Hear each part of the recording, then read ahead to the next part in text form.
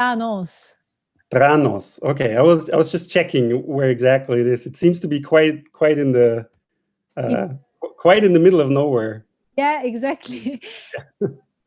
One sentence they always say about this place is it's between somewhere and nowhere. Oh, we are live. Yeah. So Markus, nice to have you here. Thank you for accepting this interview. Thanks for having me. And we are screening a film by Markus Maicher in this festival. It's called Mountain View. It was premiered yesterday evening, and it will remain available online until the end of the festival, so the 18th of October. So maybe some of the people that are following us maybe already saw it, some others probably not, but it's online. You can always go and check it. So Markus, I wanted to ask you some questions about this film.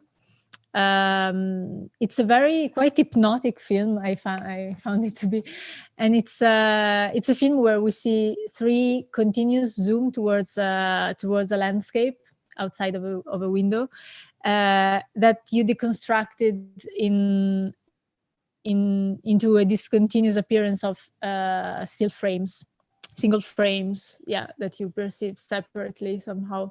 So the first question is, how did you had the ideas for this film? How was this film born? So I was spending 2 weeks in this place where I shot the film. It was a castle in Austria, in Salzburg, and they had a summer academy there. So it was sort of a 2 weeks analog filmmaking workshop, and we had this really beautiful view for the whole 2 weeks there, out of this small castle windows. And the more I looked out of the window, the more sort of surreal it seemed to me, and the more it became an image more than a real landscape. So I wanted to work with that, and then also with the idea of having this framed view through this window, which is like a basic cinematic motif. The frame, or also the frame within the frame. And yeah, then I wanted to make this zoom, and sort of the idea was the closer you get to what's out there, the more it dissolves. So I made I overexposed the film in the end, and so yeah, it was sort of a philosophical idea in the beginning, that the more you approach reality, the more it disappears. And I made this zoom, and I wanted to make just the film out of this one zoom. And then things started to go wrong, and I don't know, the camera fell apart, and the floor was shaking. So I had like 3 different takes of the same zoom. And then when I came back, I started thinking about how to work with this material, and then I had this idea to sort of think about the relation between this organic movement, which I did by hand, and also the organicity of analog film, because it was shot on 16 millimeter film with an old Russian Kino camera. So this on the one hand, and then on the other hand, the sort of the digital, the concrete, not concrete, the discreteness of the digital. So I started to cut up the films digitally into single frames, and I sort of made a structure with sort of the 3 possible variations in between the single frames of the 3 films, and yeah, that then became the film. And I didn't know how it's going to look like. So I was just, in the beginning, I was just trying this out as an idea, and then sort of this hypnotic feeling. I had the same feeling when I saw like the first 10 seconds of it, and then I decided to go on with it and and create a film like this. Yeah, it's interesting, as you said, when like just the experience of watching out of a window and perceiving the landscape as something almost unreal, like more an image than reality. I think this is something that probably everybody has lived at least once, like this feeling, because just the existence of a window is creating this somehow this illusion. So it's true that in your film it's like you get a similar kind of feeling, but much stronger, much more increased, and that's what brings you to this this hypnotic, almost vertigo experience that you have. Yeah, and I also read on your bio that you are a filmmaker and urbanist, and I felt that Mountain View, of course, is a film where the perception of space plays an important role. Because for me, my impression was that in the same time, this film reveals somehow the illusory nature of the film image on the one side, and I mean the illusory nature of spatial depth inside the film image. And in the same time, it also on the other hand, it also creates a new space, like so what I wanted to ask you is also, for the fact that you are also a urbanist, how relevant is this this theme of the perception of space in your films? Yeah, I think it sort of informs this film definitely, and also other films or experiments that I made. Insofar as before, or insofar as I'm interested theoretically in the question of not only urban space but space in general, and I try to connect this with a sort of a experimental filmmaking, and also with thinking about analog film and possibilities of, as you said, creating or first of all reflecting about the nature of space, but on the other hand also creating different spaces, or let's say a different experience of space. And yeah, one thing that you mentioned was definitely something that I thought about, this sort of relation between surface and depth. And usually film is sort of creates a illusionary three-dimensional space beyond the canvas, where some form of narrative unfolds. And this narrative usually goes through different stages, and then in the end, there's a resolution of the narrative. And but at the same time, it's just a two-dimensional flat surface that we are looking at. So I wanted to sort of reflect on this relationship. On the one hand, this view, like a view outside the window into another sort of illusionary space, but then somehow destroying this illusion by creating a film that shows you that it's just sort of flat single images that are following one another. So that on the one hand, there's an illusion, sort of, as you said, the filmic image is an image and not reality. But then on the other hand, I mean, you could go and argue sometimes, or not sometimes, but also reality can appear as an image, and does so more and more, I guess, in sort of our technologically mediated environment.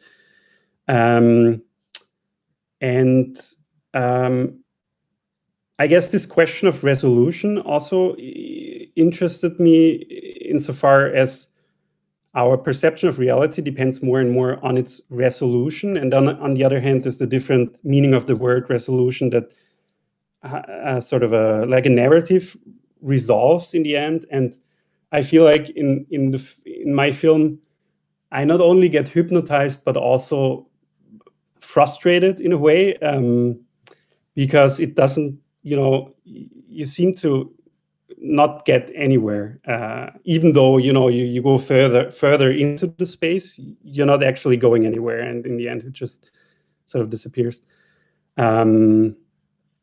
So yeah, that sums it up, I think. You said it perfectly. It's true. It's all these things are things I also felt when I watched your film, and now I was just wondering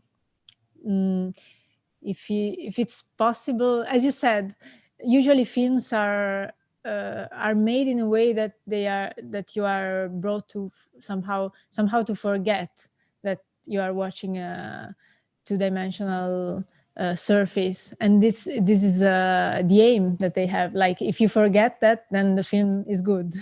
Mm-hmm. You did the opposite, so you were always constantly remembering the viewer about this two-dimensional surface, and in the same time I felt maybe really with your film it becomes really clear that perceiving the surface as a two-dimensional and in the same time being inside of what you are seeing, maybe they are not so these two perception of the image can still live together. Like, you can still be able to not forget completely about the two-dimensional space, but in the same time be inside, because this is what happened, at least to me, with your film. Like, it's true. I was perceiving it as an image, but in the same time I was also feeling that I was inside a strange space. Like, I don't know, I was somewhere else. So yeah, this is not a question, it's just something that came to my mind now, but Yeah. I was wondering if you feel the same about this. I'm happy that the film seems to, I don't want to say work, but it seems to give some sort of aesthetic experience as well on a screen, on a computer display, because I suppose everyone just saw the film on their laptops and not in the cinema. So I mean, I feel the same way that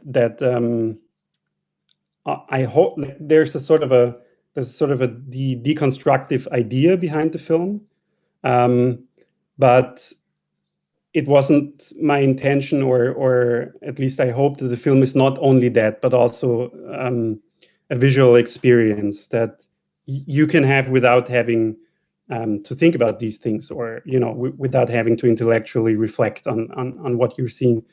And also, I don't think it's necessarily a bad thing to be sort of to be sucked into a film and sort of live in this reality without being constantly reminded that you are seeing a film. I mean, this was, a very typical experimental film practice in the 70s, and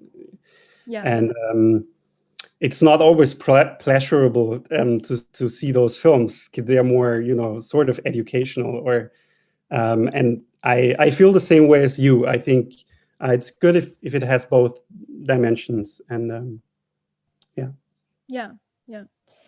regarding the fact that people are watching it on like laptop screens or computer screens, it's true. Like, probably, I mean, in this specific case, it's I think it's the case because the festival is online. Personally, I watched it both on a laptop and with a projector, like a home projector, not in a cinema, of course. And I felt that also through a laptop. I mean, at least for me, I felt that it was I could be inside, like I could enjoy the experience. So yeah, for at least I can tell you, for my experience, it works in that sense.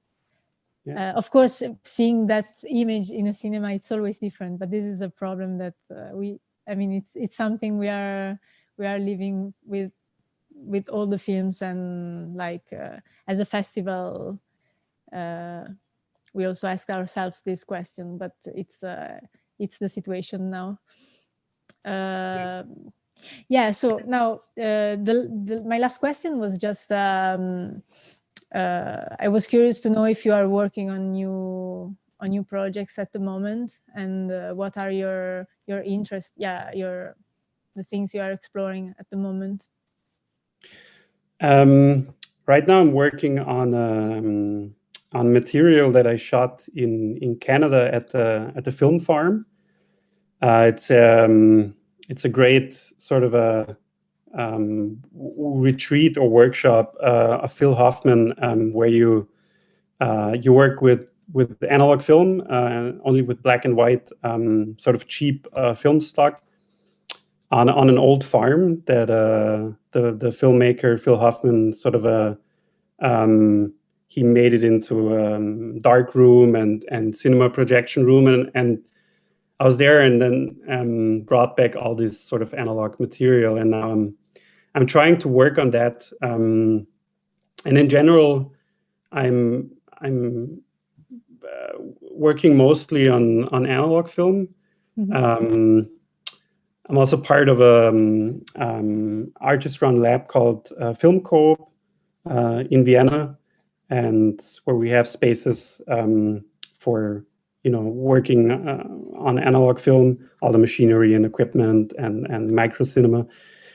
And so I'm sort of interested in the qualities of analog film, also in relation to our digital environment.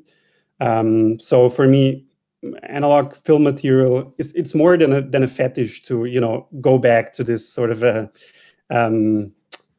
very hard to work with material, even though you can see it in all areas of culture, of course, that the people tend to go retro, but it also has some qualities that you cannot reduce to this sort of fetish, I think. And it's becoming more apparent the more analog film is not the industry standard anymore. So it's free, analog film is sort of free to be experimented with. And maybe more with what you capture on a film strip. You can experiment with the material itself, with the sort of organic celluloid.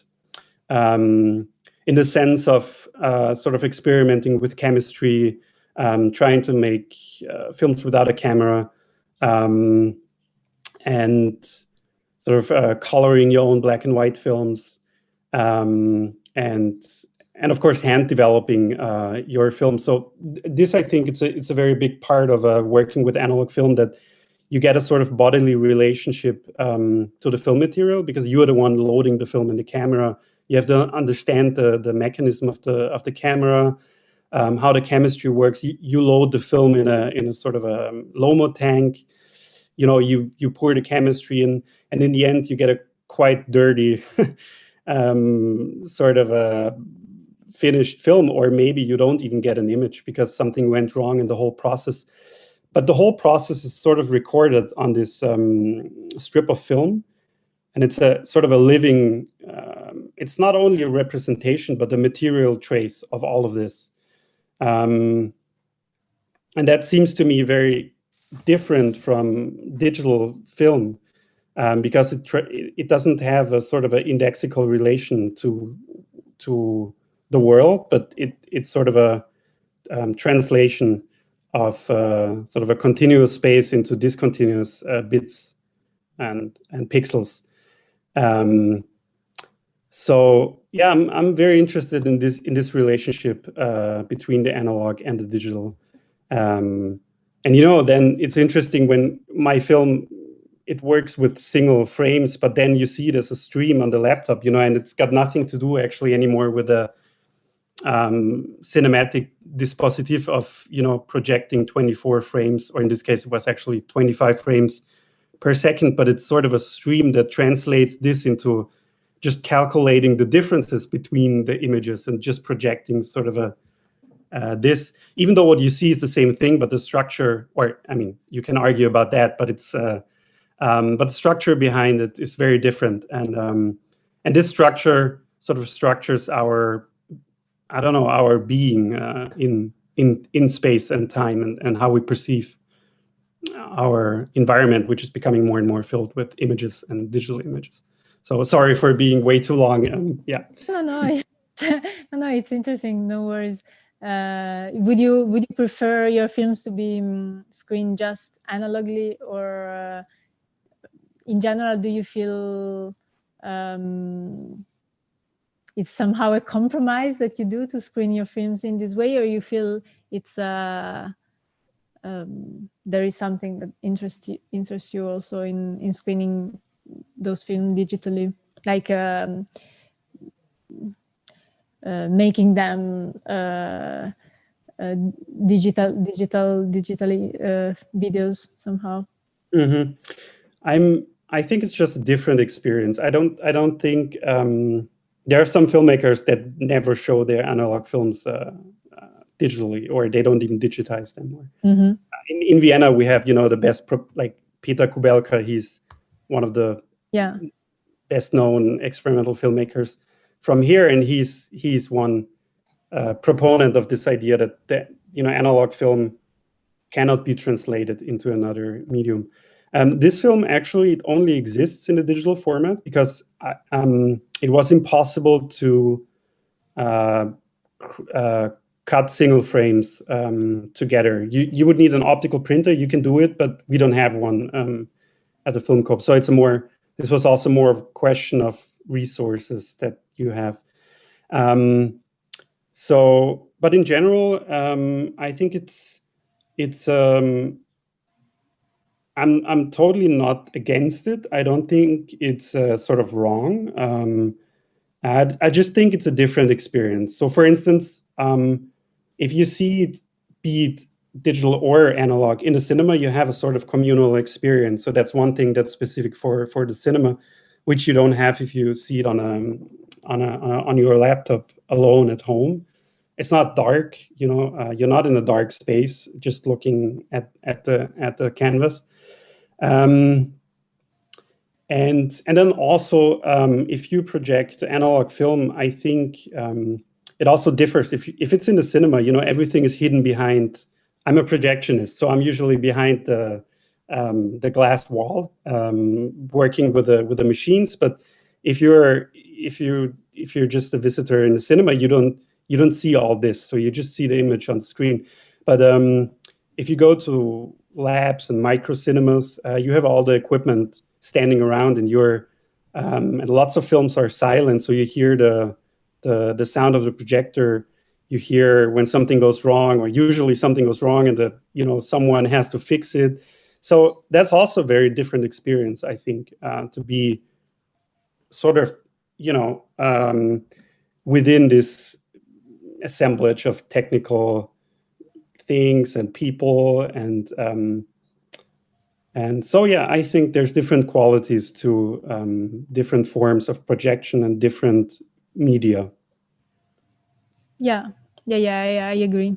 I was also thinking, as you also for the projection in analogic way, is probably the continuation of the process that is that took place when you were making the film, because the film changes with time. So every time you project it is different, and it's like it's alive, of course. Yeah. So at every projection, the experience is completely different because the film has changed. And I